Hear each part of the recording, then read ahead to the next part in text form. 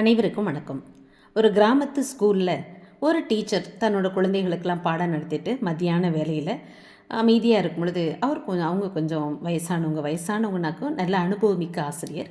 அவங்க ஸ்டூடெண்ட்ஸ்கிட்ட கேட்குறாங்க, நீங்கள் இப்போ இதில் காட்டு வழியில் போயிட்டுருக்கீங்க, அடர்ந்த காட்டு வழியாக போயிட்டுருக்கீங்க. போயிட்டே இருக்கும் பொழுது பார்த்தா திடீர்னு ஒரு இடத்துல ஒரு மனுஷன் ஒரு குதிரையை கோபமாக அடின்னு அடித்து அப்படியே ரத்தமாக கொட்டிக்கிட்டு இருக்கு.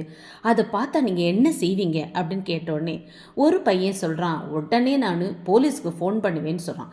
இன்னொருத்தன் சொல்கிறான், பக்கத்தில் வில்லேஜுக்கு ஓடி போய் எல்லாரையும் வாங்கன்னு கூப்பிடுவேன், ஹெல்ப் பண்ணுங்கன்னு சொல்லுவேன்னு. இன்னொரு பையன் சொல்கிறான், நான் உடனே அவரை போய் திட்டி அடிக்காதன்னு சொல்லுவேன். ஒரே ஒரு பையன் மட்டும் அமைதியாக மூலையில் உட்காந்துருக்கான், மாஷ்கா. அந்த பையன்கிட்ட டீச்சர் கேட்குறாங்க, நீ என்ன பண்ணுவ அப்படின்னு சொல்லிட்டு கேட்குறாங்க. உடனே அவன் சொல்லுவான், நான் ஓடி போய் அந்த குதிரையோட கழுத்தை இறுக்கமாக கட்டி பிடிச்சிக்கிருவேன். அது காதில் நான் சொல்லுவேன், நான் இருக்கேன், நீ மட்டும் தனியாக இல்லைன்னு சொல்லுவேன் அப்படின்னு அந்த பையன் சொல்கிறான். டீச்சருக்கு தூக்கி வாரி போட்டுருச்சு.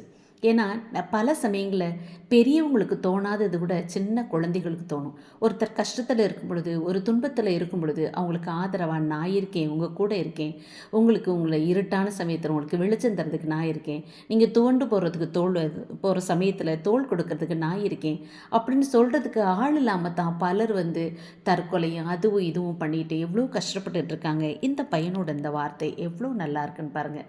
பெரியவங்க எப்போயுமே தப்பு செய்தாலும் அதுக்கு தண்டனை உண்டு, நியாயம் அநியாயம், ரூல்ஸு ரெகுலேஷன் அப்படின்னு பேசிகிட்டு இருக்கோம்.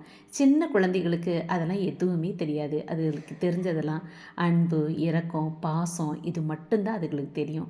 இதான் இந்த மாதிரி குழந்தை மனசோடு இருக்கிறது எவ்வளோ பெரிய விஷயம் இல்லை. இந்த கதையை எழுதினது லியோ டால்ஸ்டாய் தான். இது விஸ்டம் ஆஃப் சில்ட்ரன் அப்படிங்கிற ஒரு சிறுகதை.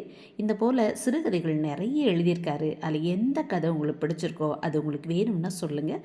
அந்த கதையை மீண்டும் உங்களோட சொல்கிறதுல உங்களோட பகிர்ந்துக்கிறதுல நானும் ரொம்ப சந்தோஷப்படுவேன். தேங்க்யூ.